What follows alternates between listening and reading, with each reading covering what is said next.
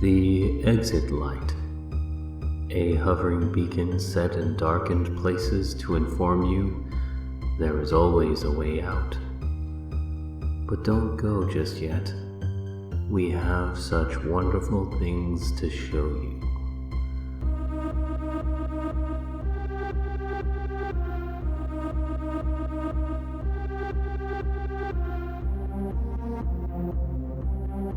Welcome to the Exit Light Podcast. Hello and welcome once again. You are listening to the Exit Light Podcast. I am your host, Eli Beals, here with another tale to perturb you, or at least entertain you in this wonderful season of Halloween, where people generally like to be scared or spooked or creeped out for a little while. But for some of us, we like this kind of thing all the time, am I right? I'm planning on doing a single story per episode moving forward, simply because I am concerned that long-term exposure to my voice may have troubling consequences. What those consequences might be, I cannot say. Something I've been failing to mention is that I have an Exit Light Facebook group or page. I'm still figuring it out, but it's there, and if you are a frequenter of that particular social media platform, then check it out. Say hello, ask me a question, I might give you an answer. We'll see how it goes from here. Tonight's story is based off of a very beloved and time-honored horror story trope. It's about a hitchhiker.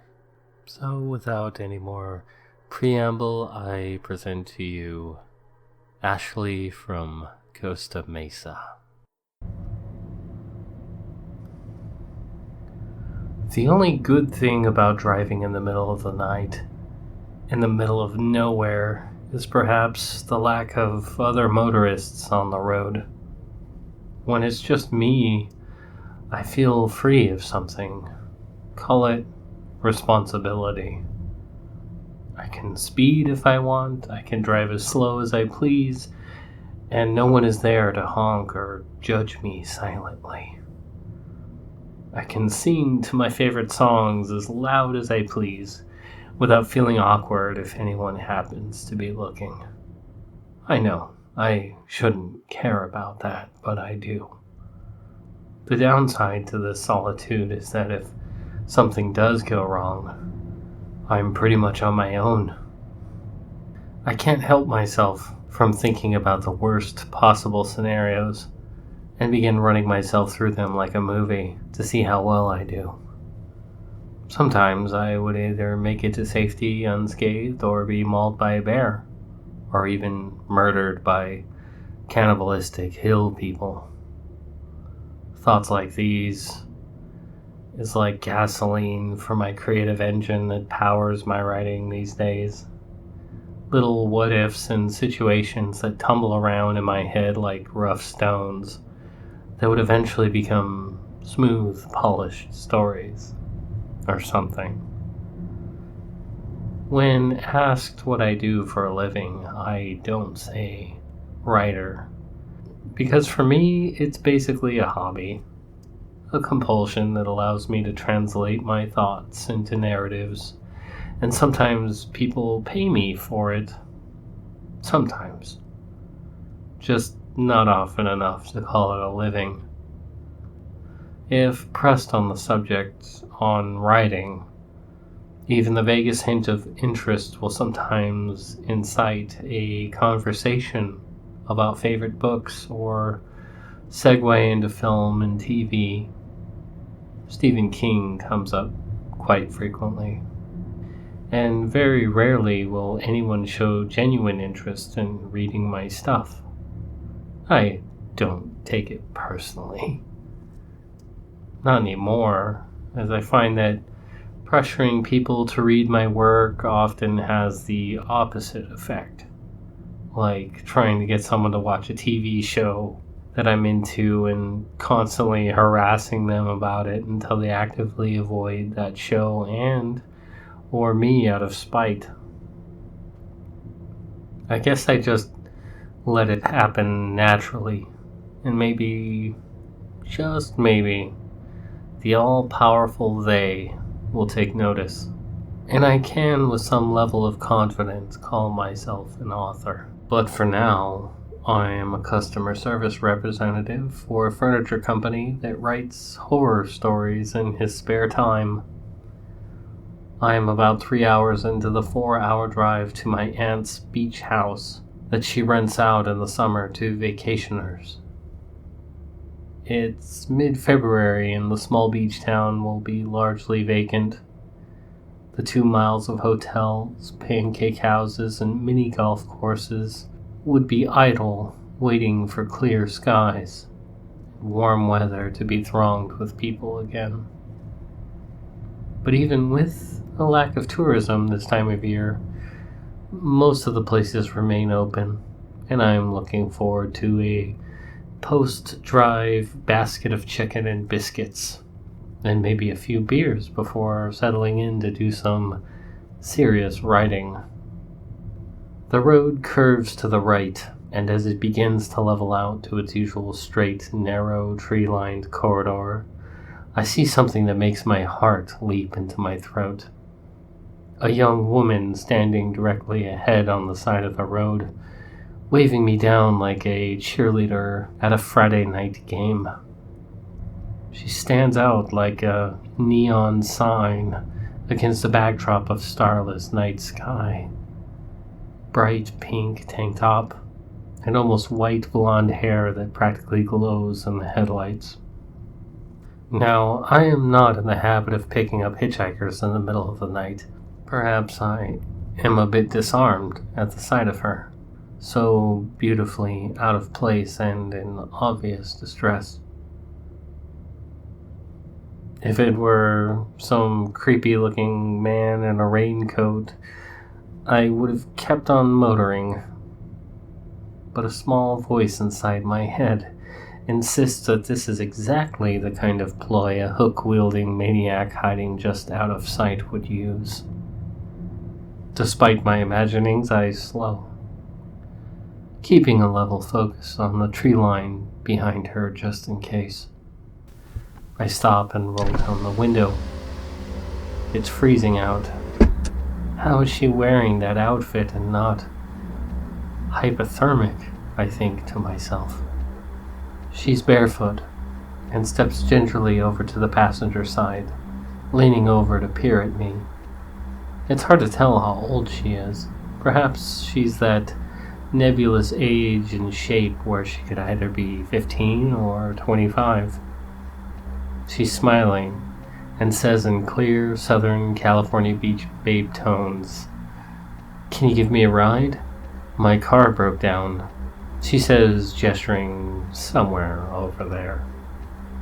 Though I can't see a car, broken down or otherwise, I can't help but believe her. How else would she be out here? Sure, aren't you cold?" I say, still looking for her car. I shrug and open the doors for her. "Huh? No. What are you talking about?" She giggles and opens the passenger side door, and upon seeing the pile of various stuff in the seat, she clicks her tongue and closes it again.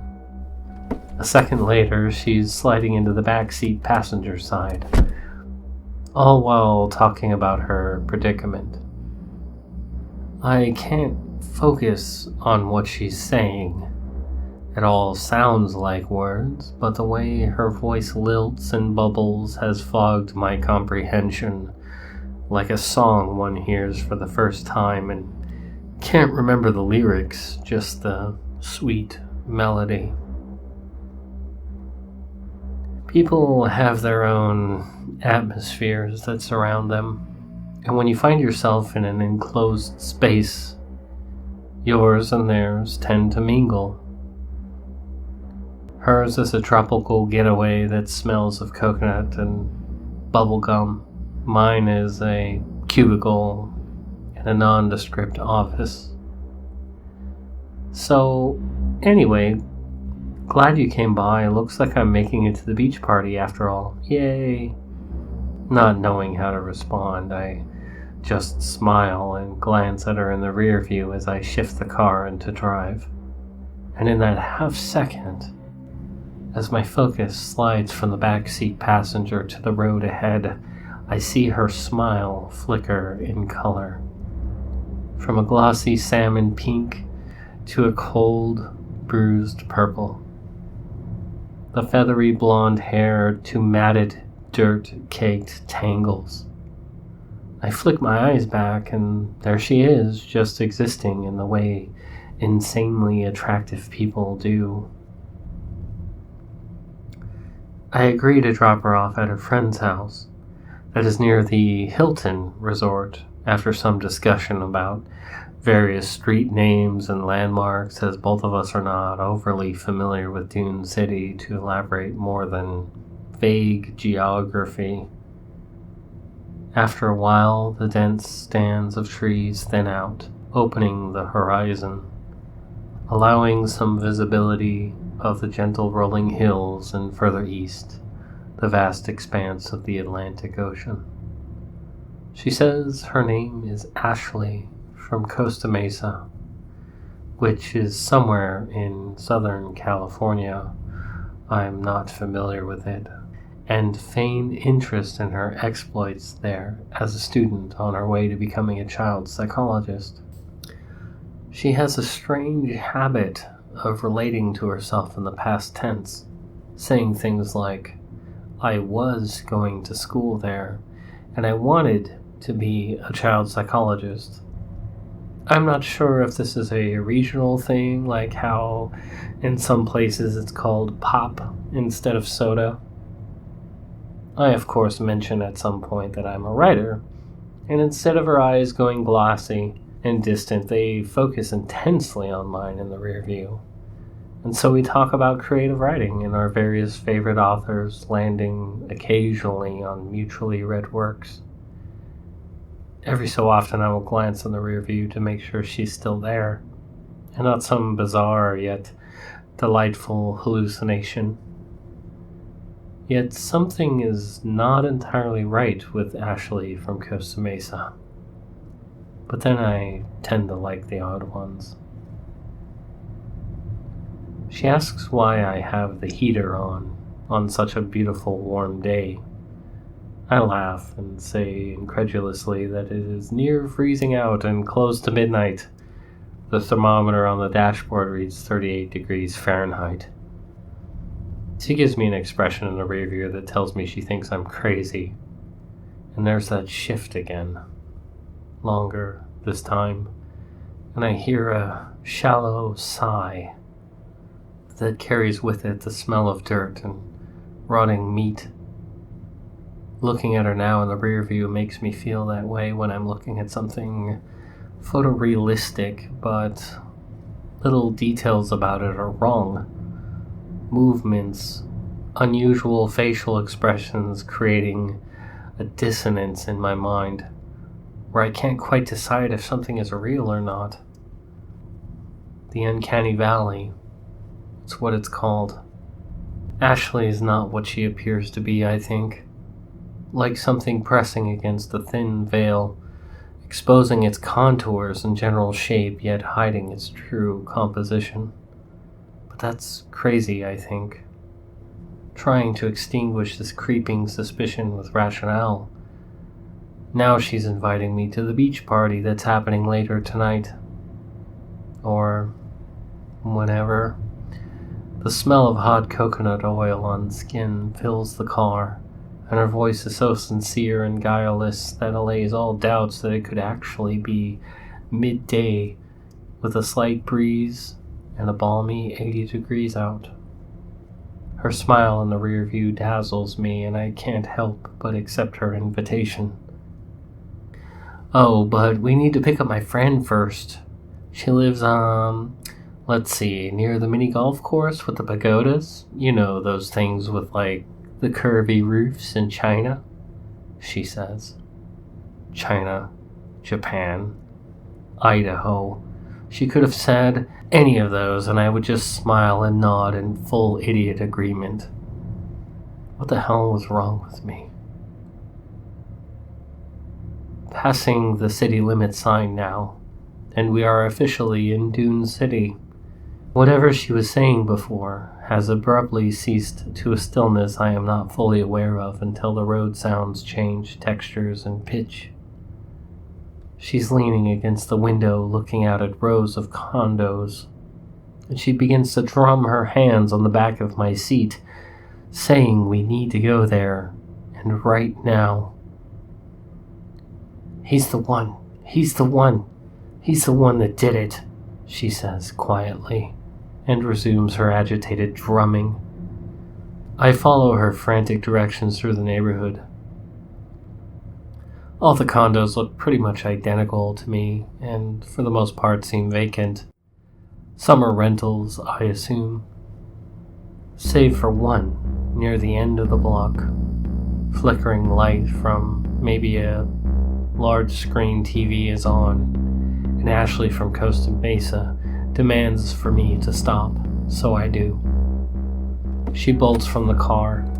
I can hear her feet slapping against the asphalt at a full run, and see her blonde hair flying out behind her like white fire. Her movements trigger motion sensors that kick on lights above the garage, making me squint at the sudden brightness, and then I lose sight of her. When they dim off, I can see lights coming on inside the house, like a procession or systematic search, and finally the front door swings open, revealing a man silhouetted for a brief moment before the porch lights flare on. The two of us stare at each other, the one in the house holding a phone to his ear, and me, the one in the car nervously wondering what the hell he should be doing. The man in the house is talking while looking out at my car, and so does not see what is creeping up from behind him, but I do. He can tell from about 30 feet away that my expression clearly says that he should probably turn around, and just as he begins to do so, he is tackled. The impact and subsequent flailing, reaching grasp causes him to hit the porch light switch, and all I can see is something small, backlit, and feral torpedo into him. The two forms tumble down into a heap of gurgling screams and panicked grunts, and from the car I watch in stunned silence. The figure that is rending this man to shreds is Ashley from Costa Mesa, but not the talkative bombshell I had picked up not 45 minutes ago. This creature is all angles and faded colors. It is that shape that was pressing through the veil to finally burst through and reveal not a beautiful young beachgoer, but a rabid, vengeful wraith. I can't look any longer and squeeze my eyes shut tight as I am gripping the wheel, and just sit there, listening to the sounds of my own choked breathing and wet packing sounds coming from the front lawn. The staccato drumline of violence is eventually replaced by an eerie nothing, and a tension hanging in the air as if this moment in time is waiting for me to do something. Peeking through my eyelids, I see her standing there, a vibrant, white-toothed smile, which is the only part of her not drenched in blood. She waves at me and says in clear sing-song notes, "Thanks for the ride. See you around." Then she's just gone. No dissolve or fade away. Poof. Gone. Leaving the pile of meat steaming in the chill night air. I admit I panicked then, and fled the scene knowing that the authorities would not believe a thing about this story of mine. I mean, who would? It may seem cowardly to run away, but images of me in prison strength straitjacket compels me to leave this one alone. A week passes before I hear anything about it on the news. It seems Mr. Jones had it coming. The dissonance in my mind abates as the pieces fall into place when I see a lineup of his victims displayed. Among the many young, smiling faces I see Ashley from Costa Mesa, and I smile sadly, wishing she could have just made it to that beach party.